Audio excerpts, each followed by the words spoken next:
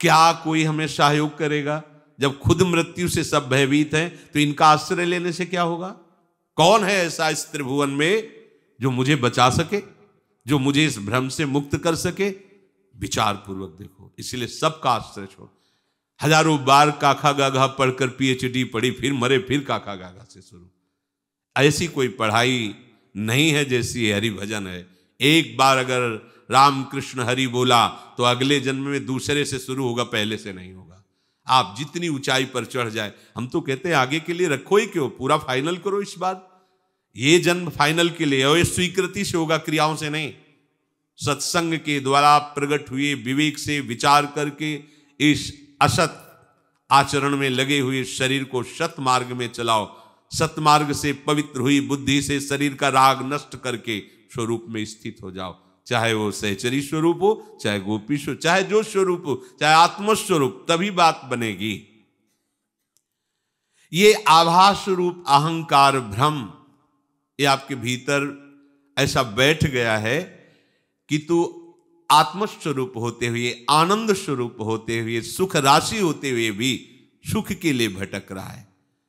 श्री भगवान कह रहे, सर्वाणीत्युपधारय, स्वर्गलोक, मृत्युलोक, पाताल लोक, जितने भी लोक लोकांतर है, सबके सब इन दो से हैं, अपरा प्रकृति और ये भगवान का अंश। तुम इस अपरा प्रकृति से अपना संबंध हटाओ। बड़ा कठिन है संबंध हटाना, लेकिन समर्पण करने में कोई कठिनता नहीं है। इसलिए स्वरूपानुसंधान भक्ति रेव गरीयसी, स्वरूप बोध में सर्वश्रेष्ठ उपाय भक्ति है। भगवान शंकराचार्य जी ने कहा, हमारे पास जो भी प्रकृतिजन्य है उसे हम प्रभु का मान लें, बस बात यह है। देखो, जैसे जब हम वैराग्य की बात सुनते हैं तो हमारे सामने एक वैराग्य का रूप आता है, फटे पुराने कपड़े या दिगंबर या किसी झोपड़ी में रहने वाला एक लौकी का कमंडल या ऐसा ऐसा। ये बाह्य बात है, ये वैराग्य की बाह्य भूमिका है, इसका कोई आंतरिक फर्क नहीं पड़ने वाला। ध्यान देना, जहां से हमारी स्वीकृति वहां इस पे कोई फर्क पड़ने वाला। मैं त्यागी जीवन हो गया, रुपया नहीं छुआ। मैं किसको लेके बोल रहे हो? देह को लेके बोल रहे हो? अरे भैया, नंगे ही पैदा हुई थी, कोई बड़ी बात नहीं, तुम नंगे रह रहे हो। कितने चराचर सृष्टि में ऐसे जीव है जो केवल जल पी के रहते हैं, कितने ऐसे केवल फल खा के, कितने ऐसे मिट्टी खा के रहते हैं। क्या वो ब्रह्म स्वरूप का अनुभव कर पाए? क्या? वैराग्य का मतलब है राग न रहना। कहां? इस देह में। हम क्या करते? घर छोड़ दिए, कपड़े बदल दिए, लेकिन वो उद्देश्य नहीं बदला। इसी शरीर के लाड़ प्यार दुलार में, इन्हीं इंद्रियों के मांगे हुए विषय भोगों में बस नाना प्रकार की बहानेबाजी हमारे अंदर जागृत हो जाती है। हमें ये करने के लिए धन चाहिए, हमें ये करने के लिए व्यवस्था चाहिए, ये इसी से तो आप मुक्त होने के लिए निकले थे। अपने को कुछ नहीं करना, अपनी कोई मांग नहीं है, अपने तो केवल प्रभु और उन्हीं के चिंतन में तन्मय। अब वो जो करावे, जैसी स्थिति में रखे, आपकी इच्छा नहीं होनी, आपका संकल्प नहीं होना चाहिए। हम क्या करते हैं कि बाहरी प्रदर्शन को हम वैराग्य मान लेते हैं।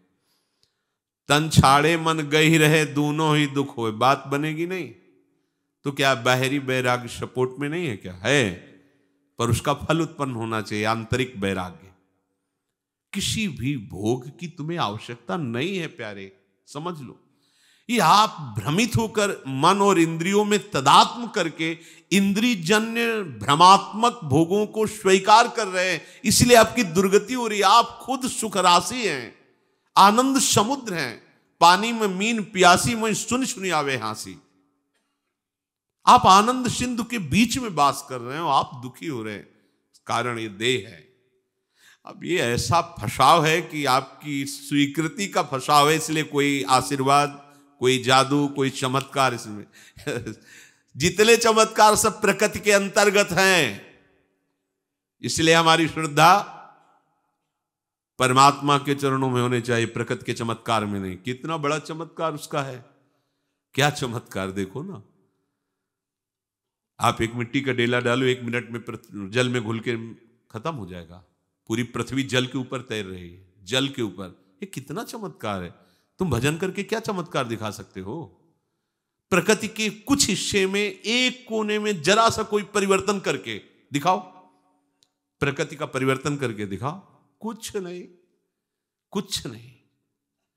ये भ्रम जो हमें कुछ तपस्या और भजन साधन से दिव्यता की तरफ बढ़ने का अवसर मिलता है, हम लोग यही खर्चा कर देते हैं। हमारी बात सिद्ध हो जाए, 4 लोगों की कामनाएं पूर्ण हो जाएं, वाह वाह वाह। कहां हो कहां? आपका लक्ष्य क्या था? पूरा का पूरा स्वप्न त्याग करने का था, जगने का था। ये स्वप्न है जगत एक। उमा कहूं मैं अनुभव अपना, सत हरि भजन जगत सब सपना। जैसे सपने में एक मन के सिवा दूसरी कोई वस्तु व्यक्ति स्थान नहीं होता, पर वही मन रच देता है पूरा संसार। कभी रजोगुणी स्वप्न, कभी तमोगुणी, कभी सतोगुणी। एक मन होता, कोई दूसरा नहीं। ऐसे ही एक आप है, केवल आप। अब आपको जिसमें लेना चाहो ले लो, भक्ति में, ज्ञान में, बैरा। एक केवल आप हैं। उसी आप ने अपने आप को फैलाकर सारा जगत रूप कर दिया। मुक्त होना चाहते हो तो समेट लो। समिटे सो आशिक, फैले सो जमाना। कोई चमत्कार नहीं। सबसे बड़ा चमत्कार है आप अपने को जान गए कि नहीं जान गए। जान गए तो चमत्कार हो गया, नहीं जान गए तो देह भाव से विचरण करने वाला कोई चमत्कार नहीं होता। भगवान कह रहे हैं आपने इस प्रकृति को अपना मान लिया है, इसी के संग से तुम्हारा जन्म मरण हो रहा है, दुख भोग रहे हो। पीछे अर्जुन जी से कहा था मैं तुम्हें सम्यक ज्ञान का वर्णन करके बताऊंगा, क्योंकि भगवान ही ज्ञान समुद्र है। कहां फंसे हैं हम? इसी देह को लेकर के। कितना बड़ा जंजाल है। जब लोगों से बात करते हैं तब दिखाई देता है कि बिना आधार के समुद्र में फेंक दिए गए। कोई मतलब नहीं है, ना मुमुक्षुता है, ना भजन है, ना भगवत ज्ञान, ना भक्ति, न बस केवल केवल इंद्रिय विलासिता। गजब हो गया। कैसी भगवान की प्रचंड माया है। रोज का रोज आयु नष्ट होती जा रही, शरीर जाएगा और ये दूसरी योनि में जाएगा, इसको कोई चिंता नहीं नजर आ रही। ये अपनी श्वास रूपी धरोहर ऐसे व्यर्थ में खर्चा कर रहा है। बड़ा विचित्र भगवान का एक खेल। समझ जाओ, आप लोग तो बड़े भाग्यशाली हैं। देखो ये सत्संग जानते हो क्या है? ये तुम्हें जहर रहित कर रहा है। रोज सत्संग, ये रोज मन को चाटे लग रहे हैं। अगर आप सावधान होकर एकाग्रता पूर्वक सुनेंगे तो इसका फल सीधे भगवत प्राप्ति, सीधे भगवत प्राप्ति। आप एकांतिक साधन करने वाला और सत्संग सुनने वाला दोनों को आप तो अंतर दिखाई देगा। एक में सद्गुणों की भीड़ होगी और एक में अहम का स्फुरण होगा। जो अहम निंदा स्तुति में परिवर्तित हो जाएगा और एक गंभीर शांत और समस्त बचाव पक्ष से युक्त होगा, अपने भजन के बचाव पक्ष से युक्त होगा। भगवान कह रहे हैं तुम इसमें फंस गए हो। देखो, भोजन पाना प्राणों का पोषण करना है। इसको जिस समय जो पाना है वही पाना है। अगर थाल सामने आ गई हो, आप बिल्कुल कवल तोड़ने वाले हैं और उसको अंदर नहीं जाना, ऐसी परिस्थिति आ जाएगी कि ऐसे छोड़ दोगे, भाग पड़ोगे। वो अगर भोग आपको मिलना है तो आप आंख मूंद के ऐसे बैठ जाओ और जिस घड़ी में आपके मुख से पेट में जाना है वो दूसरा खवा देगा, जबरदस्ती खवा देगा। आप विधान को नहीं जानते हो, इसलिए हाय हाय करके मारे घूम रहे हो। प्रभु के विधान को जान जाओ और उनके भजन में लग जाओ, मस्त हो जाओगे। ये सबको लगता है कि बिना किए कुछ मिल जाएगा। हाँ, पूरी सृष्टि तुमने की है ना, बिना किए ये सब रच गया है। कितने मिनट लगे हैं? इसे कहते हैं निमेष। ये निमिष मात्र में अनंत ब्रह्मांडों का सृजन। जीवन नष्ट किए दे रहे हो विषय प्रपंच में भगवत विमुख होकर के। हम कह रहे भगवत आश्रित होकर नाम जप करते हुए सारा व्यवहार क्यों नहीं करते? पछताओगे। बहुत हानि की बात है। ऐसे समुद्र में फेंक दिए गए जहां कोई आधार नहीं है और तैरना आता नहीं है। बड़े बड़े मगरमच्छ एक झटके में ली जाने वाले हैं। बड़ा भय लगता है जब विचार करो। प्रहलाद जी सामने भगवान के खड़े हैं। भगवान कह रहे हैं वर मांगो। उन्होंने पहले तो यही कहा कि प्रभु हम कोई व्यापारी नहीं हैं, यहाँ भाई कार्य सिद्धि तो आप हमारा, वो प्रेमी नहीं होता। बस हमें अगर वरदान देना है तो यही दीजिए कि हमारे हृदय में मांगने की कोई इच्छा ही ना हो। मुस्कुरा दिए भगवान। फिर प्रहलाद जी कह रहे प्रभु मुझे आपकी इस दुरंत माया से कोई भय नहीं, क्योंकि मैं आपके भक्तों का संग करके, आपका चरणोदक पीकर और आपके नाम के प्रभाव से इस माया से पार, मुझे इसका भय नहीं। पर मैं देख रहा हूं इन प्राणियों को पिसते हुए, प्रभु इनका उद्धार कर दीजिए। नरसिंह भगवान ने कहा कोई चाह ही नहीं रहा अपना उद्धार, तो हम क्या करें?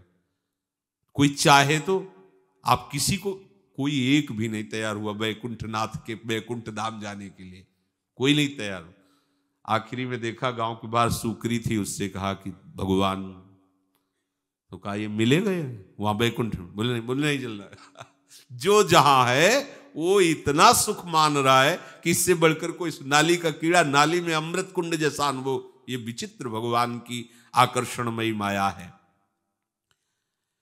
इसी से सब प्राणी को बरबस जन्म लेना पड़ता है, शरीर से प्रीता करने के कारण। किसी भी शरीर से, देखो ना, मृग के शरीर से प्यार कर लिया तो शरीर मिल गया मृग का। इसीलिए ना काहो से दोस्ती और ना काहो से बैर, क्योंकि कोई है ही नहीं, एक प्रभु है, बस इसी भाव में रहो। अहम कृष्णस्य जगतः प्रभवः प्रलयस्तथा,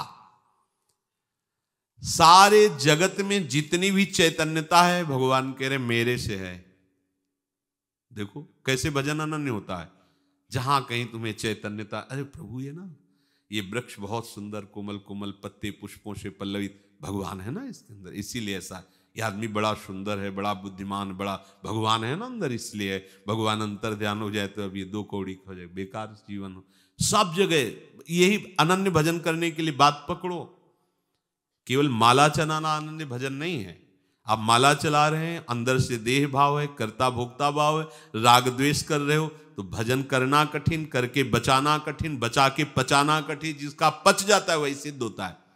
हम राग द्वेष में भजन खोते रहते हैं। ये पकड़ो बात, मेरे प्रभु का ही सब कुछ विलास, जहां कुछ दिखाई दे रहा है चैतन्य, चीटी चल रही, मेरे प्रभु की पावर से, प्रभु है इसलिए चल रही है। प्रभु अंतर ध्यान हो जाओ, खत्म हो जाएगी। हे अर्जुन, मात्र संपूर्ण जगत में मैं ही स्फुरित हो रहा हूं।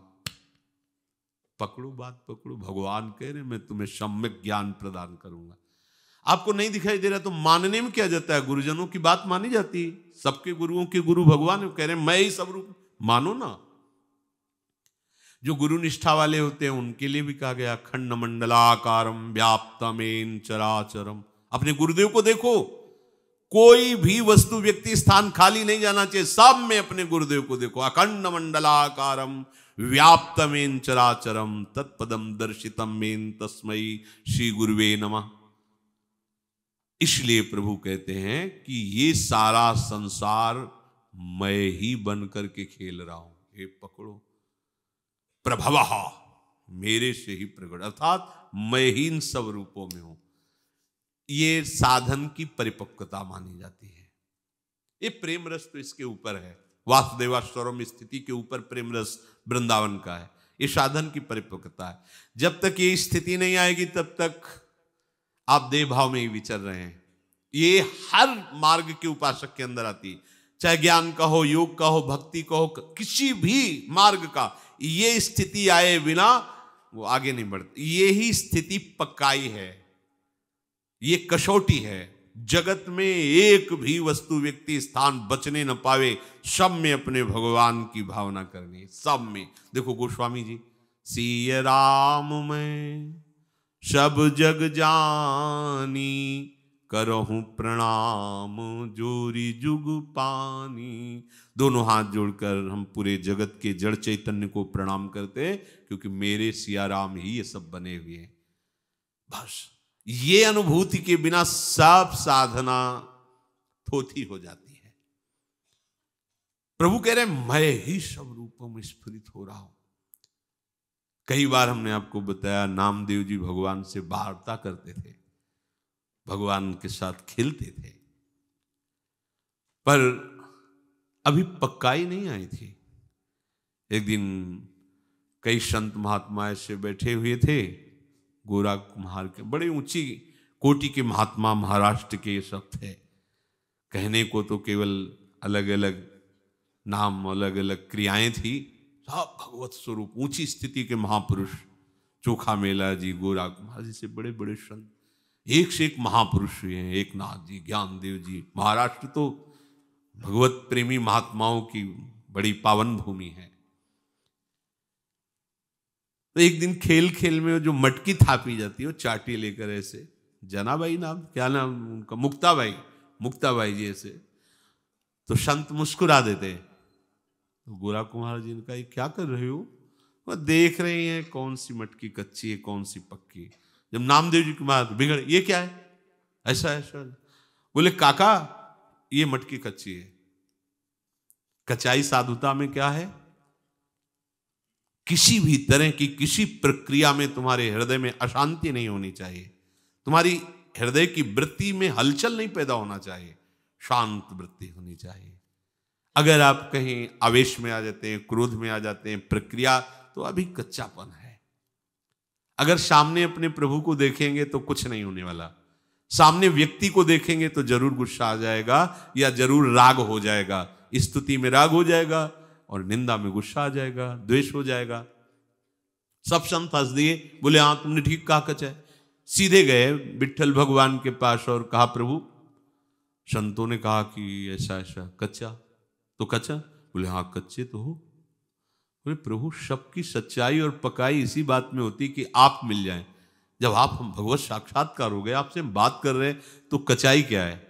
बोले बिना गुरुदेव की कृपा के बात तुम्हारी समझ में नहीं आई। तो बोले प्रभु हम कहाँ गुरु का चयन करें, बचपन से तो आपके ही सानिध्य में रहे, आप ही हमारे परम गुरु। बोले फिर भी आपको गुरु जाओ, इस जंगल में एक शिव का मंदिर, वहाँ एक महात्मा पड़े, जाओ विशोबा खेचर जी महाराज, वहाँ भगवान शंकर के वो जो शिव विग्रह लिंग, उस पे पैर रखे हुए और डेहरी में सर रखे हुए ऐसे आराम से। ये गए कि भगवान ने कहा इनको गुरु बनाना है। क्रियाओं से किसी महापुरुष को आप पहचान नहीं सकते, उसकी क्रिया से अनुमान नहीं लगा सकते। आपकी जितनी स्थिति आप उतना ही पहचान पाएंगे। अगर किसी संत को कोई पहचान सकता है तो भगवान या उसी स्थिति का संत, दूसरा नहीं पहचान सकता, क्योंकि वो अंदर की स्थिति होती है। ना वो बातों से जाना जा सकता है और ना वो क्रियाओं से जाना जा सकता है, क्योंकि वो जितनी भी ये क्रियाएं बातें सब प्राकृतिक है। और वो चिदानंद स्थिति में तो प्राकृतिक आंख वाला, प्राकृतिक वाणी से, प्राकृतिक क्रियाओं से उस अप्राकृत स्थिति को कैसे पहचान सकता है? अब इनकी अपनी स्थिति, उन्होंने कहा आप तो बड़ा गलत कर रहे हैं, शंकर जी के ऊपर पैर रखे हैं, तो ये ऐसा क्यों कर रहे हैं आप? तो उनका बेटा जहां शंकर जी ना हो वहां पैर रख दो। तो चरण पकड़े वैसे को, जहां वो करते हर कण कण शिव स्वरूप है, वो सब लिंग पर प्रकट हो जाता ऐसे। अब उनको लगा है तो कोई महापुरुष है, भगवान ने चरणों में, महाराज भगवान ने कहा है आपको गुरु बनाने का और आप उपदेश कीजिए। बोले बस यही उपदेश है जो अभी तुमने देखा, यही उपदेश है, कोई कण ऐसा नहीं है जो भगवान ना हो, ये बात समझ। इसी उपदेश को स्वीकार करके उन्होंने कुत्ते में भगवान विट्ठल का साक्षात्कार किया। कण कण में भगवान का साक्षात्कार नामदेव जी को हुआ। जब कुत्ते में भगवान का साक्षात्कार हुआ तो भगवान ने कहा देखा गुरु कृपा, मैं ही था, मुक्ताबाई के रूप में मैं ही था, तो तुम उस समय मेरे को ना देख के मंदिर में मेरे को मान के भाग के आए, और आज जब गुरु कृपा हो गई तो कुत्ते में तुमने मुझे ढूंढ लिया, भूत में मुझे देख लिया। बस ये बात है, गुरु कृपा से ये बात समझ में आ जाती कि संपूर्ण जगत भगवत स्वरूप है। प्रभवः, ये मेरे से जगत पैदा हुआ है, इसका आंतरिक भाव कि मैं ही इतने रूपों में प्रकट हुआ हूं। पर खास बात ये कि आप कहोगे कि मुझे क्यों नहीं दिखाई देते, तो भगवान भी भगवान के रूप में जब अवतरित हुए तो सबने उनको भगवान रूप में नहीं देखा। जाकी रही भावना जैसी, प्रभु मूर्ति देखी तिन तैसी। कंस के रंगमंच पर सरकार चरण पधरा रहे हैं तो किसी को महाविराट भयंकर काल रूप, किसी को अत्यंत सुकुमार लाडले प्रीतम नजर आ रहे, किसी को अपना सखा नजर आ रहे, जैसी भावना से। तो आज हम किस भावना से प्रभु को देख रहे हैं? विषय। तो प्रभु विषय रूप में है, बहुत प्यार करते हैं, तो हम जो चाह करते हैं प्रभु वही, सच्ची मानिए आपके पास जितने संबंधी हैं ये वही बने हुए हैं, दूसरा कोई नहीं बना हुआ। पर सिद्धांत है ऐसे नहीं जान सकते, पहले राग का त्याग करो तब जान पाओगे। आप सोचो सब भगवान तो वैसे ही आसक्त हो तुम पति पत्नी पुत्र परिवार में, तुम अपनी आसक्ति और बढ़ा लोगे। पहले इस आसक्ति को समेटो, सबकी ममता ताग बटोरी, और फिर मम पद बने बांध बर डोरी। अब हम देंगे तुम्हें वो दृष्टि समदर्शी, इच्छा कछु नाही, हरस शोक भय नहीं मन माही, अस सज्जन मम उर्बस कैसे, लोभी हृदय बसो धनु जैसे। प्रलय मैं ही सबके नाश का कारण हूं, समझो, मैं ही प्रभव का कारण हूं। तो नाश का तात्पर्य किसी का नाश नहीं होता, कोई नाश नहीं होता, कुछ नष्ट नहीं होता, केवल आकृति बदलती जाती है। जैसे जौहरी स्वर्णकार स्वर्ण के आभूषणों को गलाकर दूसरे आभूषण बना दिए।